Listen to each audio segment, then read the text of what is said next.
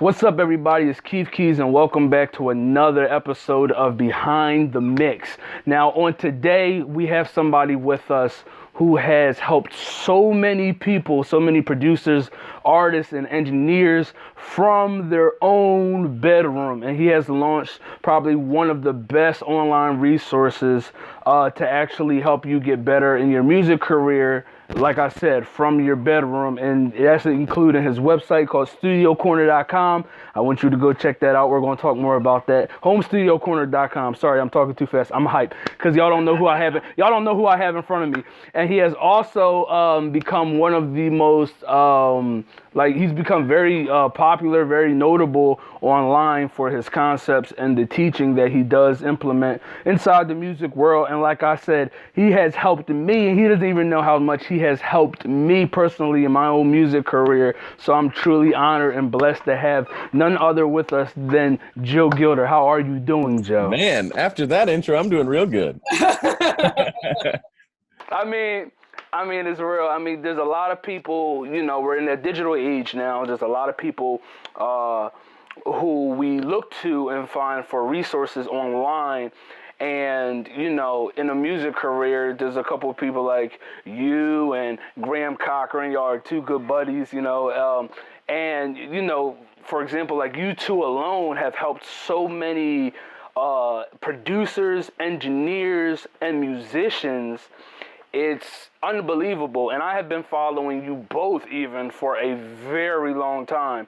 So that this is an honor. So it's like I always knew you in a sense, but now I finally get to sit down in front of you and pick your brain on on a few things, and hopefully we can answer some questions that I have, and some questions that I know a lot of people have had as well. So before we get started, can you tell everybody who you are from your own perspective? Yeah.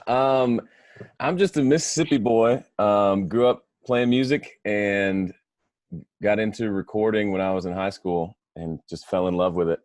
I'm a songwriter as well and musician. So I got into recording to record my own stuff. And then I ended up getting to study audio in school, which just kind of confirmed that I like being on this side of the glass as much as I like being the musician.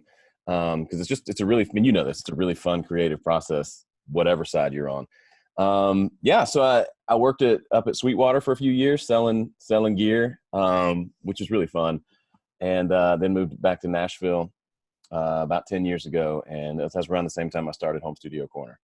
So I've been making, most of what I do is around making my own music, and I've, released a bunch of EPs and albums over the years, and kind of use that as fodder for a lot of the content I make to show folks how to do this in a home studio, because that's all I've ever used.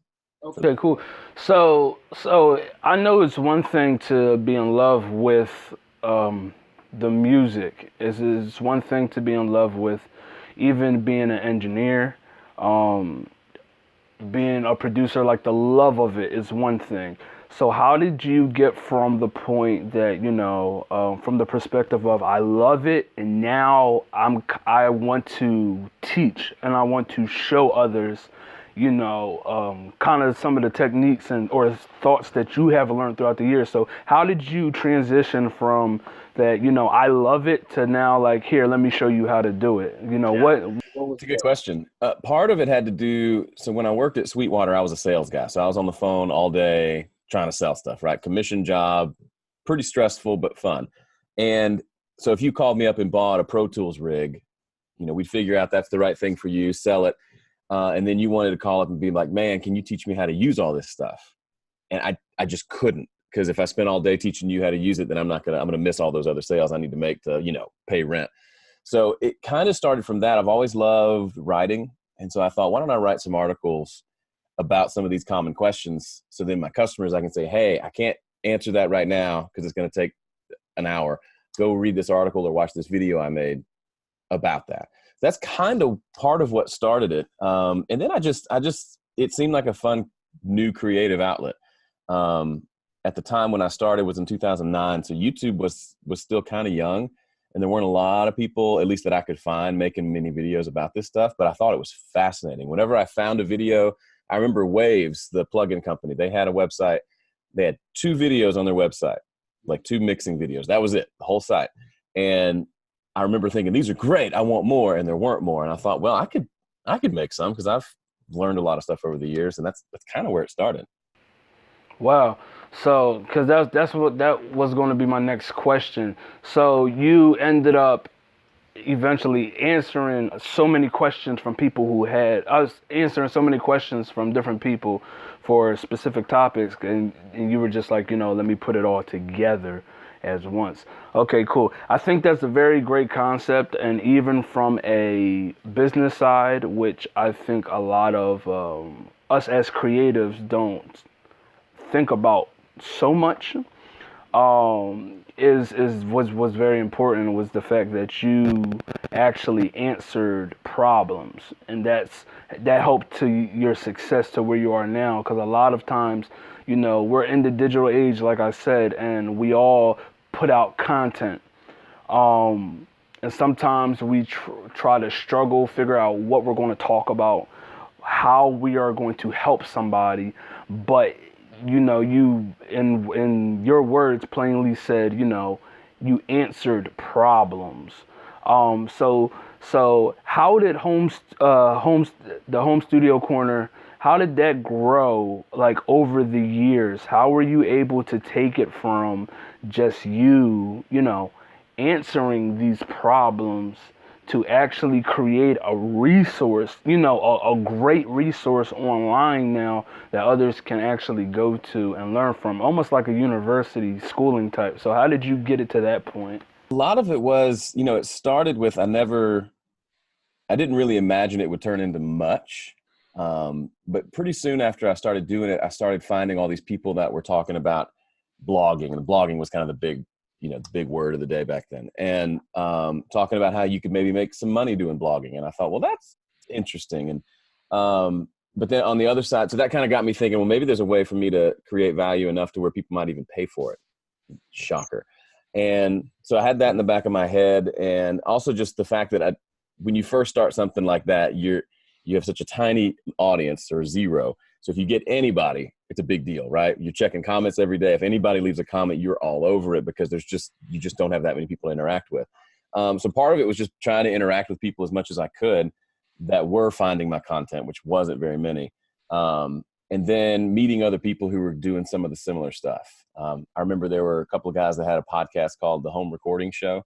I don't think they do it anymore. John Tidy, Ryan Canestro, and Jesse Zoller. And I listened to a few of their episodes, loved it, reached out and said, hey, can I do anything to help? And they were like, yeah, why don't you come on and be a guest? And so it was little things like that where I'd make a really helpful video. And then this other guy named Ian Shepherd over in the UK saw a video I did, really basic video about EQ. And then he posted it on his website. Now, because I was so new and I was looking at all those stats, I saw, hey, somebody in the UK posted my video. Let me reach out to him. And we've become great friends, to this day. So a lot of it, just like in real life, forget the online stuff. How do you grow whatever it is you're trying to do? It's a lot of it's about relationships and being out there and, being a person. It's different, but it's not that different if you were born 50 years prior and you were just trying to grow your little side business. You gotta know people and try to meet their needs. So, well, you are segueing into like every question I'm about to ask. So, what I was going to say, so from the Mississippi, right? And you're in Nashville now, correct? So you are in a city where music is more normal than other places, to say the least. And you were mentioning networking. So being that Nashville is a large music city, and I don't even know if I want to say like oversaturated in a sense, but everybody does music. So how do you network? And I know it may not be, some people may say like, well, if there's a whole bunch of people, then it's easy to network. But how do you actually network with people when that's the norm? Because you can't work with everybody. You can't link up and connect with every single person that you will want to, or that just may not be as beneficial for you to actually network with. So how do you actually network with people, and do you network with people? I assume you do because you live in Nashville. It would probably be hard to not, but how do you actually network with like the other people in Nashville? Well, this will probably come as a relief to a lot of people. I'm an introvert. I'm not going to go to the big networking events and shake everybody's hand. And like, I enjoy conversations. I enjoy connecting with people, but I've actually never been to almost never to like an audio event unless somebody specifically invited me to like meet people. So for me, a lot of it happens organically just through living life. And a part of it, I'll tell you a story about one example. But I think a part of it is for people, especially when they're starting out, they hear things like this, like, oh, I got to have a network. But it's kind of a chicken or the egg situation. If you're not working on anything, then you don't have anything to talk about when you do meet that person who maybe you guys could work together someday. So an example, for years we attended this decent mid-sized church, fairly big, and had a lot of great musicians, as you can imagine. And I played on the music team. And there was a guy who was a sick piano player. And then I later found out he plays for one of the big country bands and goes on tour with them. But I knew him for probably 6 months, and all I knew him as he was the keyboard guy, and he knew me as the guy who played guitar and sang. And over time, we got to talking in the green room, and turns out he found out what I do, and because we were just talking about stuff we're working on, and then he mentioned his studio, and I said, "Wait, you've got a studio?" And so then I ended up going to his place to see his studio and did like a video tour of his place, and then fast forward another couple of years, and we've done lots of sessions together at his place where we'll get people to send us their songs, and we'll get a bunch of Nashville cats to come in and do like song demos and stuff like that. So that's one example of like, we just met doing normal life. We eventually connected and found out we both do music, and then it kind of just organically happened from there. And that's kind of been the case for almost all the connections I have in music. It's just you meet in some different way. You've got something cool going on. They've got something cool going on. So it gives you something to connect. Okay, cool. Cool. So let me ask you this. So how does the back end of your music day-to-day life look? Like what is the business side look? Because you do a lot. So you're an engineer. You're a musician. You sing. You're a father, husband. Like, you're a family man.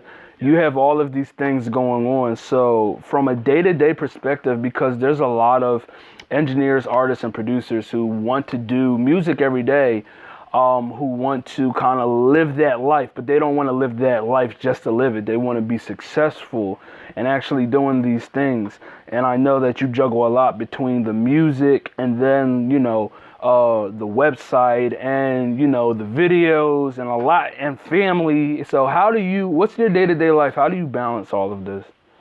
When you say like people want to live that lifestyle, I completely get it. I remember sitting down, had a job, and I'm reading articles about people that, they can work from the beach from their laptop, and it's that kind of, oh, I want that.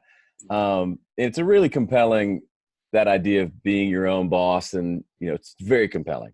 At the same time, nobody's going to pay you to sit in your room and make music. You know what I mean? Not even a conversation about, are people paying for music these days? That's a whole other thing we could get into. But like, for you to just like follow your passion, it sounds like good advice, and in some ways it is. But on the other end, you've got to find a place where you can create value for the world. Whether that value could be you're making incredible music that people want to listen to, and that's valuable. But for a lot of folks, just making the music is just a piece of it. So for me, I make music, but I can't put a number on it, but maybe if on a 5-day week, I might make music on 1 or 2 days, and the other 3 are spent working on creating value around that music and doing more business type stuff. I think I tell people a lot when they're asking, hey, I want to get into audio and I want to get a job at a studio. And I tell them, I assume that can still happen. But I mean, you hear all the time that, even in Nashville, a lot of the big studios are closing down. It's not the way it was 20, 50 years ago. But that doesn't mean there's not opportunity. I tell people, as much as you study audio over here, you need to go over here and study business and marketing and sales and entrepreneurship, because you're not going to most likely go out and get a job where someone's just going to hire you and you're good. You're going to have to find a way to kind of work to create value that people are going to pay for. And it's going to look different for everybody, right? The guy who's a phenomenal singer and could probably go on the road and be this, amazing, pop star, but those opportunities didn't happen, but he makes his living singing demos for country songwriters. And he's got this amazing voice. And so he's never going to be on the radio for those because they're just demos that are being pitched to big record labels. But that's an example of somebody who maybe isn't following his passion in the traditional. I wanted to be a rock star, right? I wanted to go on tour and the lights and all that. That never happened. And now retrospectively, I'm kind of glad because that lifestyle doesn't seem super fun to me. But I'm able to, in a backwards way, make a living from music because I found first of all, I was very fortunate. Like I came up with Home Studio Corner. It was almost on accident, right? I was not some genius it just happened to be good timing. But it was also just this, where's the value that I can uniquely create, and then finding ways to kind of hone in on that. And if you focus on value, a lot of things tend to happen.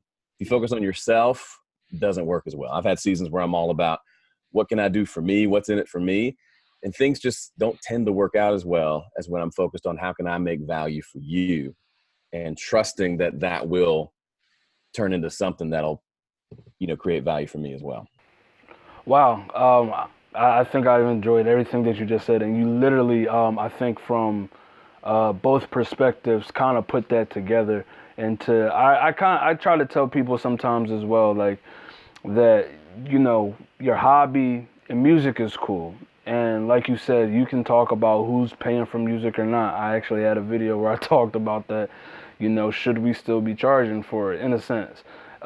Because there's other ways to actually sell the music in a sense around, but not exactly focusing on just the actual music. And I forgot, it was a guy online I saw, he did a video, and he made a very good point that back in the day, artists, when they went on tour, they made a lot of their money off of, ticket sales, and they made a lot of their money off of the merchandise sold at the tour, but not the actual music.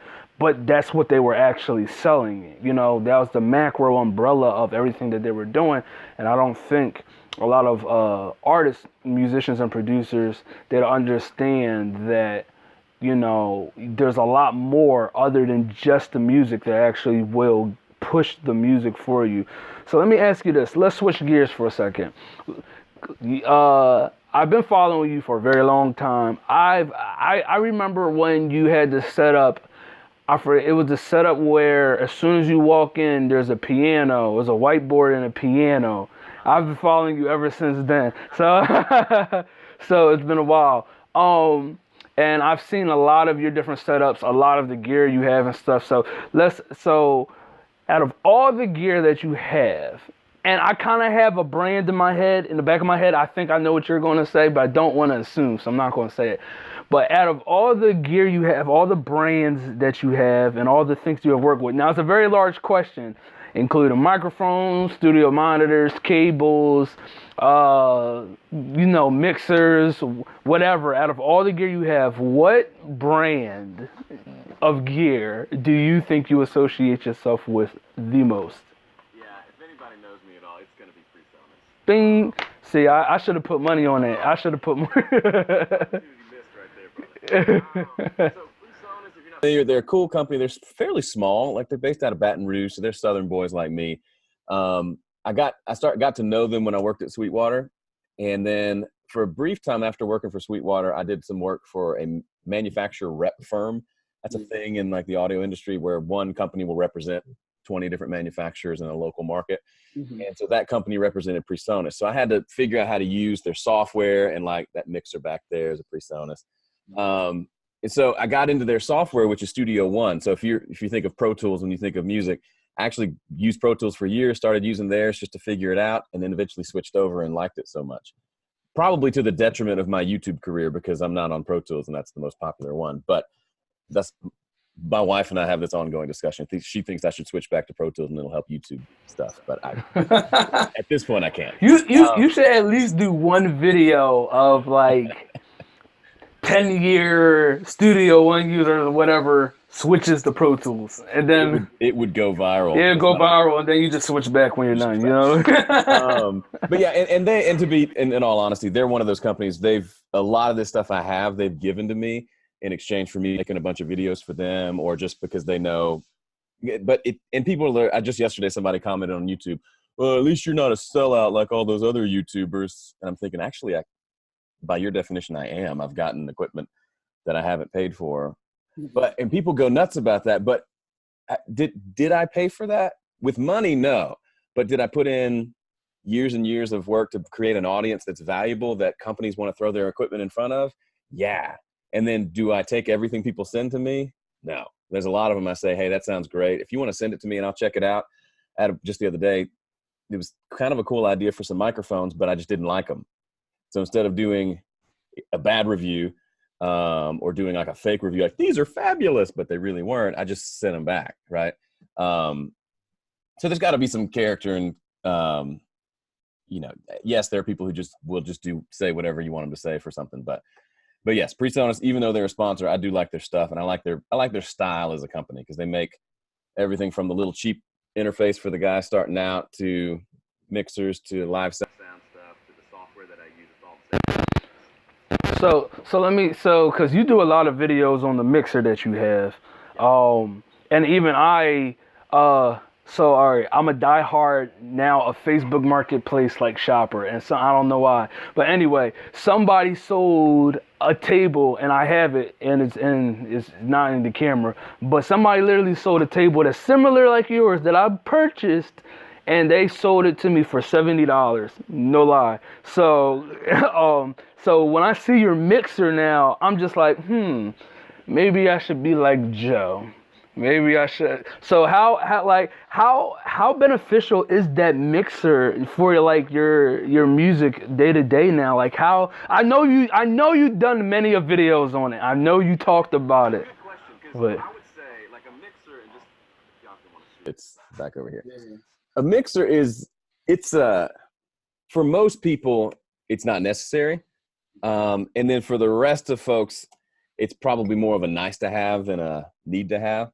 For me, like this mixer, it's a digital mixer. It acts as my interface as well as a mixer. And it can also control the software, which I don't even use that part. I'd rather just use a mouse. I know that sounds like heresy. But for me, it's really cool when I get just a couple times a year when I'm tracking for a new EP for myself or have some artists in, where I have a drummer over there with 12 mics and a bass player with a couple mics, and then I'm playing a couple things. And so I can have all those inputs running through the board, and we can hear everything, and there's not all the hassle of going into software and changing buffer settings and all the stuff you have to do normally. So for me, I like that. Also, because I make videos, it's nice to have one fader for the playback from the software, another one with my microphone that I can go ahead and do EQ and whatever so when I do the video, it sounds good without me having to go back and remix and all that stuff, because it takes enough time anyway to edit. If I had to do the audio too, it would be really annoying. So most of it's just more functionality for me, given my unique situation. But yeah, if for people who are for me, it's a recording device. I love using it on the front end for recording.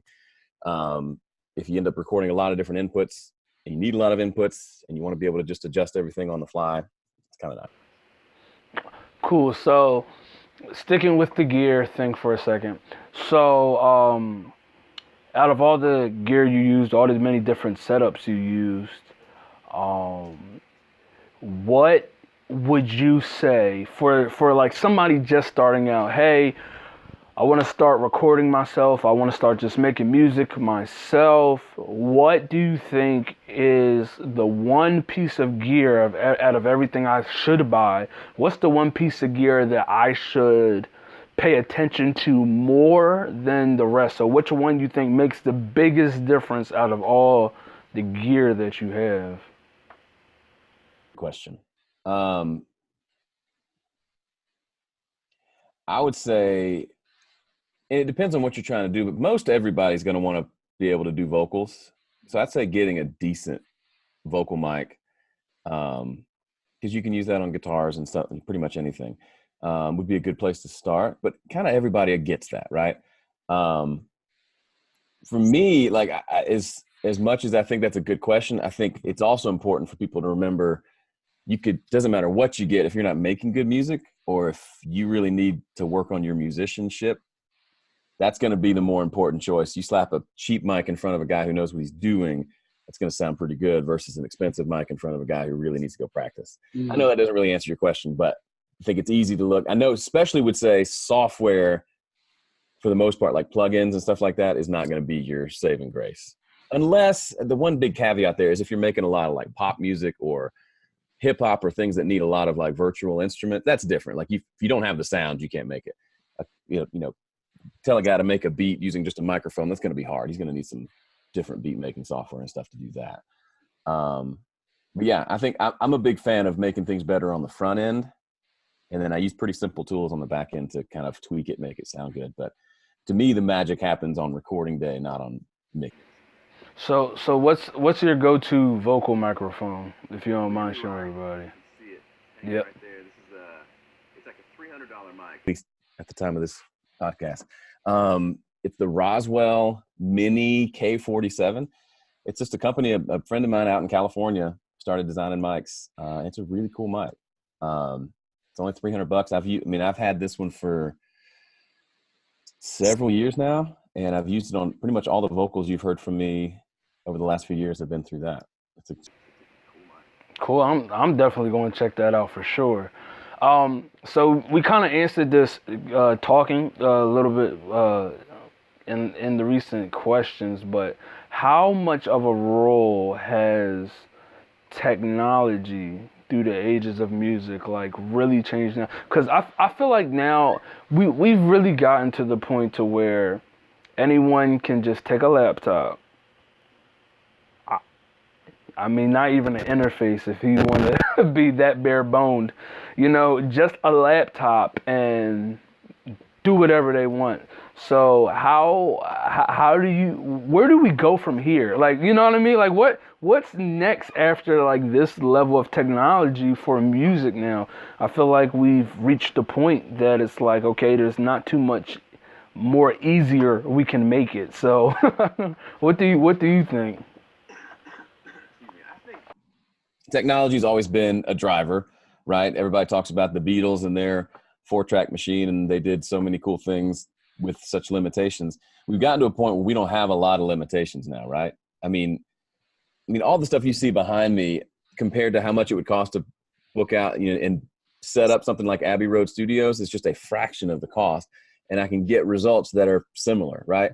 And then to your point, I was messing around on the GarageBand app on my phone, and you can do a lot in there. Like, it's got all these different grooves and drum sounds and synth sounds and instrument sounds. I mean, you can make it sound surprisingly good. So I think the big variable then, if everybody can make music, and they can, because just about everybody has at least this, then the big variable is it something people want to listen to? Is it well crafted? I was going to say, is the talent level there? But a lot of stuff, if you're programming it, it's more of a talent of being able to have. I think producing is the place people don't really pay attention. They want to get, a lot of guys, especially in my world, they're singer-songwriters, want to learn how to get a great guitar sound, a great vocal sound, and then all the other instruments. And then they want to learn how to get a great mix. Tell me how to use that EQ, how to use that compressor. And those are both important, but nobody's asking, like, what do I record? Like, I've got this guitar, I know how to make it sound good. Now, what do I record? Yeah. And so if you don't address that and really study that and figure that out, you end up just playing stuff that's pretty simple and probably pretty boring, when it could be a lot better if you exercise that producer muscle and became really good at producing something, like figuring out, it's a given we're going to make it sound good. It's a given we're going to mix it well. And those take a long time to get there, sure. But then what really matters is, what are we going to put into this song to make it interesting and engaging and something people want to listen to? And I think that's a craft that you can make the tools easier and easier to access, but you're still going to have to hone that skill, right? Knowing if you've got 1,000 loops in front of you on that laptop you could throw all 1,000 in there, I guess, but knowing which ones to choose and being familiar with what's working out in the stuff that's on the radio and on like all the top charts and stuff. There's a lot more to it than just the fact that you have. Okay. So let me ask you this question. We're almost finished. Let me ask you this question. This is probably one of the biggest questions I kind of wanted to ask. So you have created a formula to create a EP in 10 days. Can you explain yourself? What is that? How does that work? How can somebody do such a thing? That's a good question. So, over the years, I've made lots of different like training courses. It started off teaching little things like EQ, compression, and then some on like going through the whole process of making a song, start to finish, right? Just kind of because people, if they don't see the process, it's hard to kind of make your way through it without somebody kind of showing you how it's done a few times. And the most recent one, and I've done lots of these courses, but the most recent one, what I've seen is people really want to learn. They really want to learn about mixing. Mixing is like the hot topic. Everybody wants to talk about mixing. And they also want to learn about recording and a little bit about the production. But the biggest thing I hear back from people is, man, this is all great. I love this stuff. I just don't have time. I need to make more time. I don't have time for this. I don't have time for that. And I always push back because you can always find time for things that are important to you. You know, if a fire started over in that corner of the room, I'd probably find time to deal with that. Even though I'm on an interview with you, I'd be like, oh, 1 second, there's something over. So, you know, if it's important, like kids and family, you know, the guy who says, well, I wish I'd spent more time with my kids, but my job made me be, that was a decision, right? That we all have to make decisions. And I get that there are things that are more important in your life than your music, especially if folks have full-time jobs and families. And it's I get it. But so my thought was, people think this stuff just necessarily has to take forever. And sometimes it does. And you don't want to rush things for the sake of rushing things. But my big thing is, if you're already struggling to have a lot of time for music, what if you improved your skills and you backed yourself into a corner to finish things more quickly? What people find, and I've done things like this over the years, I say, try to mix a song in an hour. Like from start to finish, just make yourself do it. And people that actually sit down and do it, and I've done this a number of times, they find out, they always say, wow, I'm surprised how good it sounds. They're the kind of person who maybe spends 12 hours on a mix and they're not even close to being done. When I force them to do it in an hour, they realize, oh, maybe I've been focusing too much on the wrong stuff. Because when you're in that mode, your brain just kicks into a different gear and says, no, we can't spend 20 minutes on the shaker track. We got to get the whole mix going. And you just go into a different place. It's the same with like deadlines. If you're working on your own music versus one for a client who's paying you that's due next Friday, you're gonna get it done by Friday, right? Because there's a commitment there, and your brain goes to a different place of this sense of urgency and this sense of stress. There's such a thing as good stress, and I like to put myself in those places where I got to finish this thing. Like today, after we talk, I've got to finish a mix. I got to get it done. As much as I'd like to just kind of sit back and drink a bunch of coffee, and I got to get it done. And so putting yourself in those positions really forces you to perform.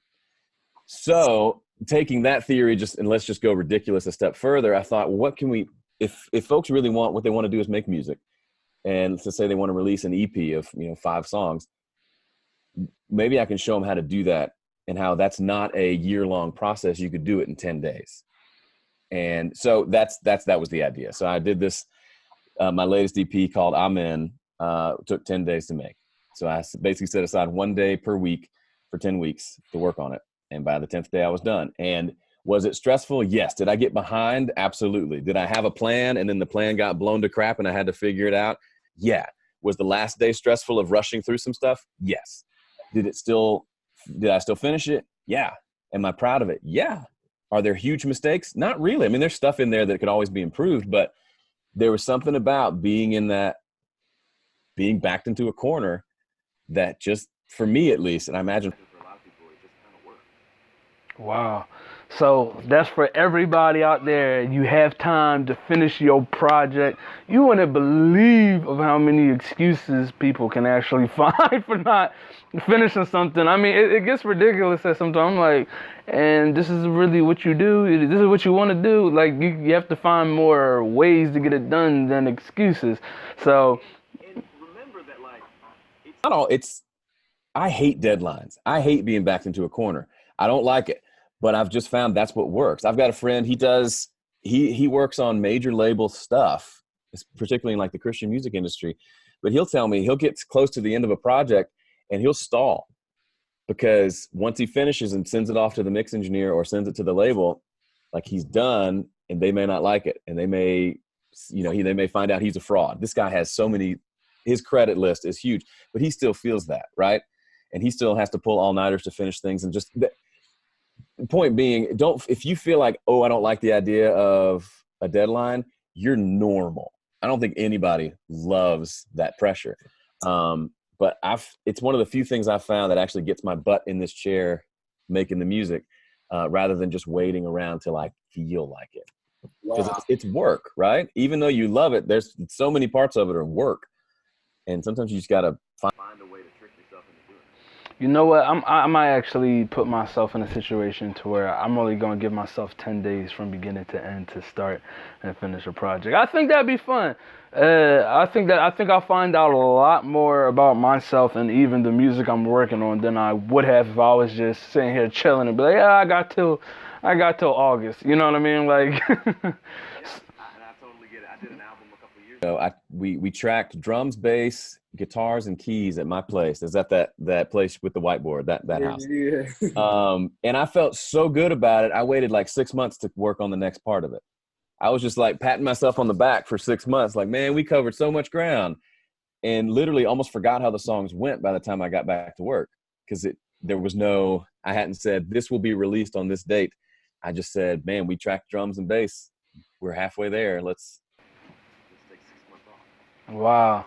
So that's awesome. I'm going to encourage everybody to go look at that video. I'm going to encourage for everybody, the videos actually, even the videos that you did, the actual EP. I actually followed you. I think I caught like the last 2 videos of it. And you were there for a while. You were there. One was like a live video or something. I mean, you were there for a minute. Yeah. So I encourage everybody to go check that out. Hey, Joe, I appreciate you for coming on today. Where can people find you if they wanted to look for you? Probably the best place to be the YouTube channel. I've got videos going up all the time. Just search for Home Studio Corner. Subscribe there, and then from there, there's lots of free stuff that I give away to sign up for my email list and things like that. But if you start at YouTube, you'll have a lot to work through. Sure, and I'm gonna be sure to make sure I put every link in the description below concerning Joe, and I'm gonna also include some of the gear that we actually talked about today as well. So if people actually want to check it out, they can actually go check it out. Once again, Joe, I thank you for coming on. You have any last words? Just don't forget why you do what you do. Remember, it's good to go back and remember, when did you first get into music? And remember what that felt like and what those motivations were. Because it's going to get frustrating. It's good to go back and remember, oh, right. Like I was just thinking the other day, I've been doing what I do right now for 10 years. And every day I'm thinking, oh, this isn't how it should be. This needs to be better. But I got to stop and think, Joe from 10 years ago would be like crapping himself. Like, oh man, look at all the cool stuff you've gotten to do. So that idea of gratitude and remembering kind of where you came from, it's never a bad thing, because this stuff can be stressful. You'll feel like a failure most of the time, at least once a day, right? So it's good to remember that there's a kind of a bigger reason why we do this. We love the music. We want to put ourselves out there. We want to create. We're made to create. So don't let all the stuff bog you down too much. Remember why you're doing it. Cool. So I thank you once again, Joe, and for everybody else, I will see y'all next video.